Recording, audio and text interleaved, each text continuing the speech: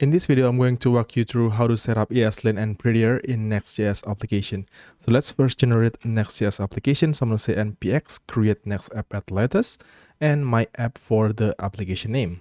I'm going to say yes for everything except for the import alias. I'm going to say no. Let's cd to my app folder, and from here I'm going to open with Visual Studio Code.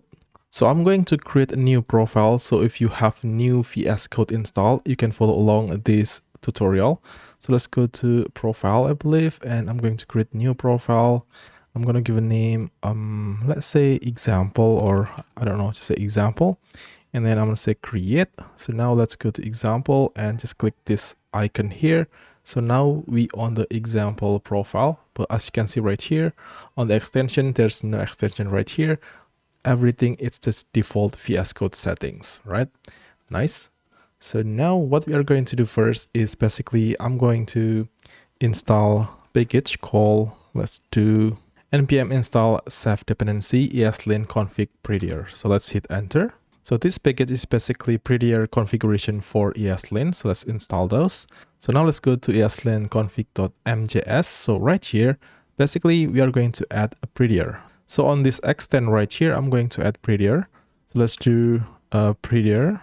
So this is basically will avoid conflict between ESLint and Prettier.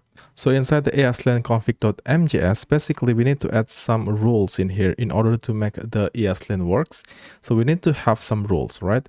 So let's take a look on the documentation of Next.js. As you can see right here, we can add rules on the ESLint config right here. But first, we need to change that using this compact.config. So we not use extend right here. So let's just cut everything here. And then I'm going to say compact.config like this. And then I'm going to put an object inside that and just paste the extend right here. And let's make sure this is going to be an array. So let's just do array like this. Here we go. So now inside the extend, we are going to add some rules. So let's do rules like this. And then the first thing is I'm going to set the semicolon, right? Semicolon, I'm going to set that to true. So when there's no semicolon in our code, it's going to be true and error. So let's first see on the page.tsx right here. I'm going to remove the semicolon, but now you see there's no error, right?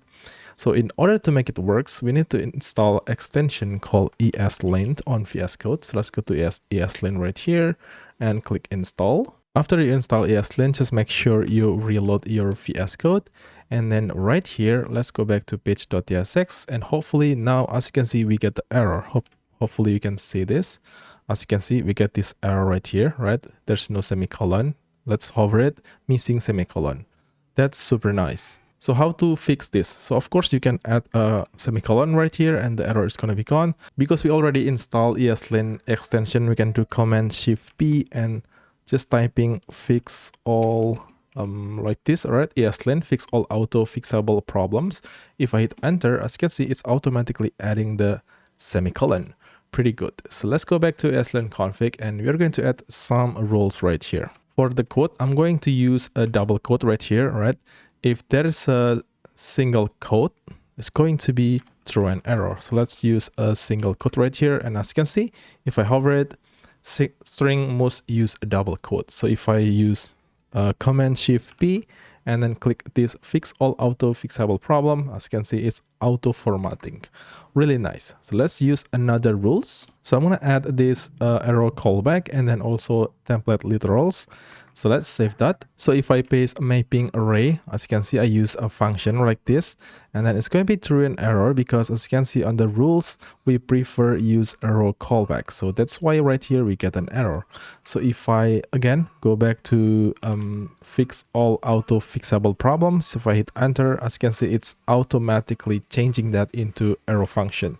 Super nice. So now as you can see on this variable, I use first name and last name without semicolon. It's a error, of course. And I use combine this first name variable with string and then last name variable. So as you can see, we get an error. So let's try to fix that. I'm going to say fix all auto fixable.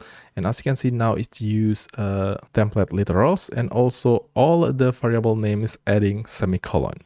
Super nice. But in order to always use this fix all auto fixable problem ESLint extension, we are going to use the VS Code itself. So let's do .vs code folder in here, and I'm going to create a file called settings.json, right?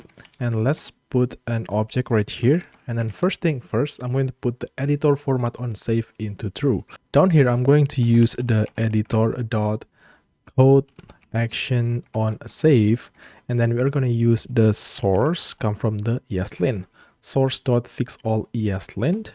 All right, and I'm going to set that to always.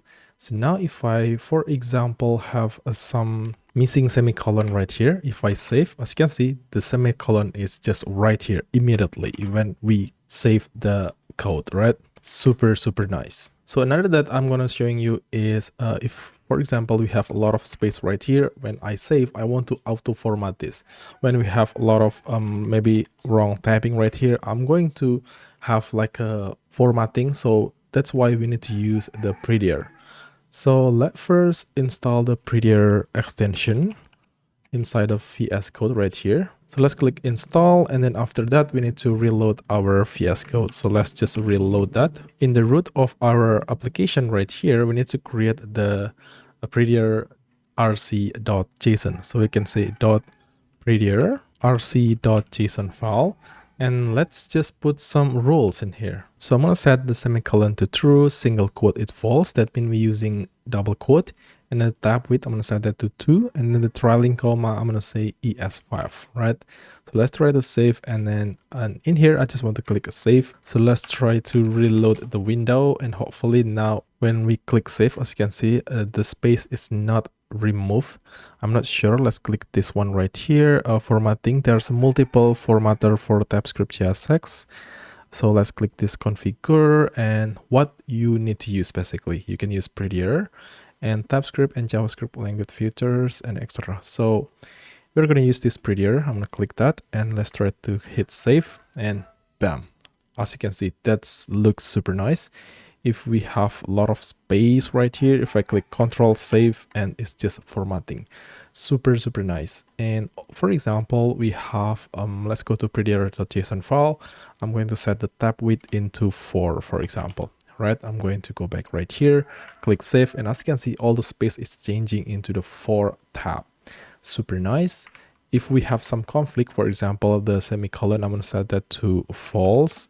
Remember, on the ESLint, we set the semicolon to true, right? That means we have to use semicolon. On Prettier, we don't have to use semicolon. Let's take a look what happened. So if I save, as you can see, it's following the Prettier styling. But as you can see, we get an error. That means we have some conflict right here, right? So just make sure your Prettier have same style or same rules with your ESLint. Alright, so hopefully this video helpful, guys. And let's just try this function right here, maybe, right? And then I just want to remove the semicolon, and let's try to hit Ctrl S to save that document. And then now, as you can see, it's auto formatting. So hopefully this video helpful. See you guys on the next one.